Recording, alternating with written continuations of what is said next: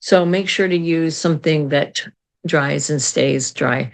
Um, Color pencils are great because they really don't, or you could use markers. And you could also use, like I said, acrylic paint because it dries. It's just an acrylic base, which is basically plastic. So it will dry into like a harder sort of surface. Or you can use gouache uh, or watercolor.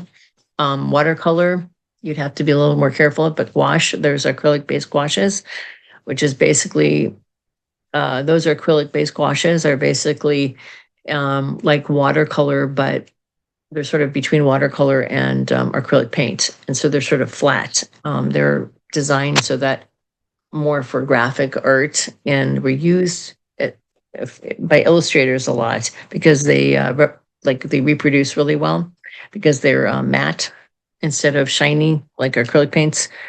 Anyway, that's a whole, and acrylic paints can be matte too. So it's, anyway, I don't need to go into all that right now. So just use something that isn't going to get all over the place, something simple. And I'm going to go ahead and set this up so you can see me doing it. Okay, so you can see how I've already cut it and I've fitted it. So instead of any more work in terms of doing this, I'm going to make it simple on myself, easy on myself. I'm just going to go ahead and start with gluing this stuff in here. I'm going to kind of sort of like this. So I'm going to glue this and then I'm going to cut it to fit later so that I don't have to worry about that because I'm super lazy. And we'll just make it a lot easier. Like I said, you can use this cheap kids glue or Mod Podge, which might be easier to open right now. So I'm just going to use that since it has not been open, it looks like. Mod Podge, you can find it at Michael's and all kinds of art stores, but it's totally unessential. You don't need to use it. It's more expensive. It's just I have it for other projects and stuff. So you just want to wipe it on there. And like I said, you can do this with, you'll see how spastic I am by watching me do this because I am very much like a painterly. Everything I do is kind of like, I'm just sort of by feel. And the same goes for like when I knit, for example. When I knit, I actually, and later I'm going to cut one piece to this here. I don't actually do any kind of, I don't do any kind of counting or anything like that. I just have a system of how to figure things out. So I don't have to use patterns because I hate counting. It's so boring. So I will teach people that if they want to learn how to make their own patterns. I make all kinds of things like that. I make sweaters and all kinds of things without a pattern. I just can't be, I just don't like counting.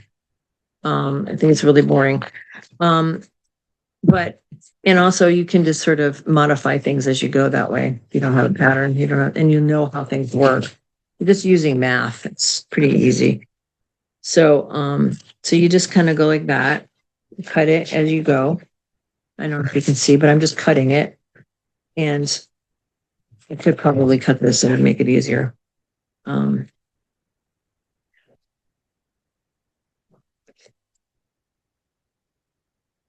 So I didn't cut this one. So this is kind of, it's a little harder to glue. I just have to re-glue that. You can do it either way.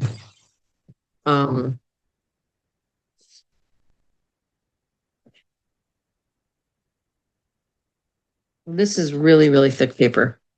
This is like not ideal, actually. I think the paper I used before was more like construction paper. That's less expensive and it's way better for purpose of this. So you just would want to make sure that you can kind of close it up like that first and then do the other side, flip it. And then go to this side here. I don't know if you guys can see all that.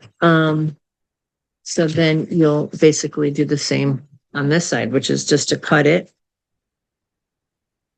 to wherever.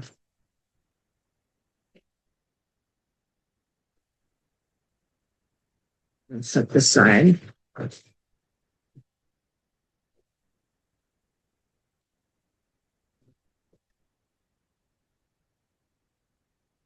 And then we're going to cut. I'm going to cut this out.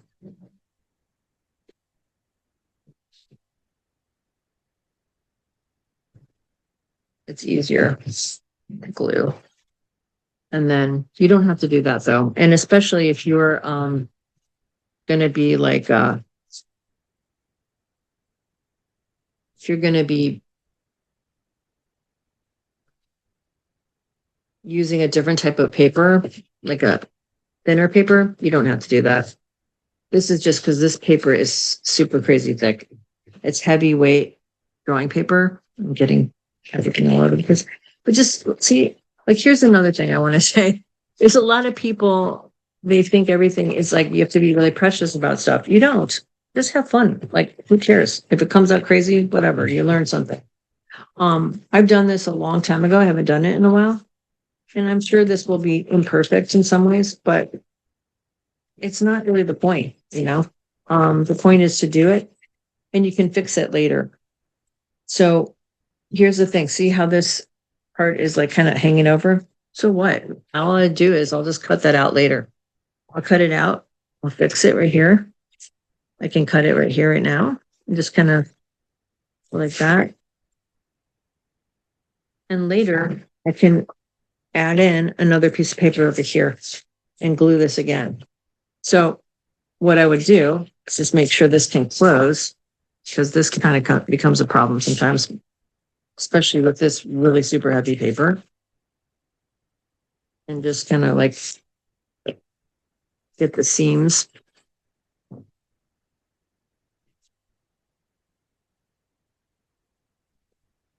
And then I would put like a book on top of it, like some heavier things. I'll just and let it dry.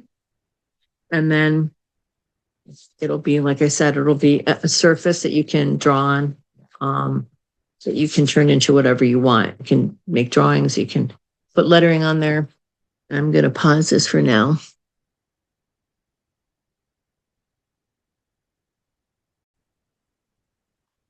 So now I put a big old bunch of art supplies on top of this. I'll let it dry for a while. It won't be probably all sealed up because it's pretty heavy and thick. I'll have to do another coat of it. And then I will go ahead and just draw on it, whatever I feel like drawing on it. I haven't made one of these since like the late 1980s, early 90s. There's other things you could do.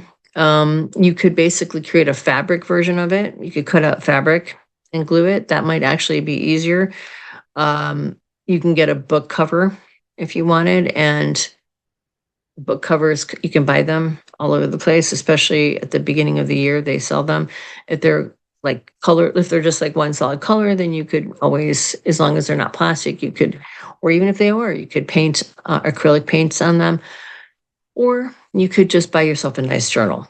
And a nice journal that is valuable or it's got some kind of special image on it or something that you can personalize by putting some kind of sticker or something on it that you feel like represents you is another way to market and make it special.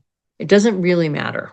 And if you don't have any money, if you're poor, you're young, you don't want to spend $20 on a journal, just do this. This is like, costs you 50 cents plus some, get some old paper. You can get a brown paper bag and cut it out of that and draw on it. I mean, that's how cheap it could be. You could literally spend 50 cents on it.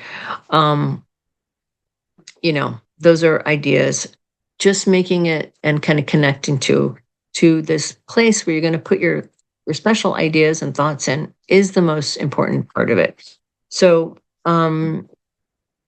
I want you guys to just start to make the connection between what's inside of you, your desires, your hopes, your things you love, your passion, and its connection to spirit.